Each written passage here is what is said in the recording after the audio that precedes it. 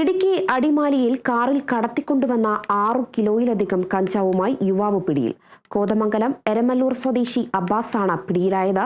കഞ്ചാവ് കടത്താൻ ഉപയോഗിച്ച വാഹനവും നർക്കോട്ടിക് സംഘം പിടിച്ചെടുത്തു. അടിമാലി 10 മൈൽ ഭാഗത്ത് അടിമാലി നർക്കോട്ടിക് എൻഫോഴ്സ്മെന്റ് സ്ക്വാഡ് നടത്തിയ പരിശോധനയിലാണ് 6.5 കിലോയോളം കഞ്ചാവുമായി കോതമംഗലം എരമല്ലൂർ സ്വദേശി അബ്ബാസ് പിടിയിലായത്. കഞ്ചാവ് കടത്തിക്കൊണ്ടുവരാൻ ഉപയോഗിച്ച സ്വിഫ്റ്റ് കാറും നർക്കോട്ടിക് സംഘം പിടിച്ചെടുത്തു. ഒഡീഷയിൽ പോയി നേരിട്ട് കഞ്ചാവ് വാങ്ങി അടിമാലി മേഖലയിൽ വിൽപ്പന നടത്തുന്നതിനായി കൊണ്ടുവരും വഴിയാണ് പ്രതി പിടിയിലായതെന്ന് നർക്കോട്ടിക് സ്ക്വാഡ് ഉദ്യോഗസ്ഥർ പറഞ്ഞു. Excise inspector Rahul Sasi, assistant excise inspector ഗ്രേഡുമാരായ ദിലീപൻ കെ, ബിജു മാത്യു എന്നിവർ ഉൾപ്പെട്ട സംഘമാണ് പ്രതിയെ പിടികൂടിയത്. Kerala Vision News, Idukki. തൃശൂർ എടവിലങ്ങ് പഞ്ചായത്തിലെ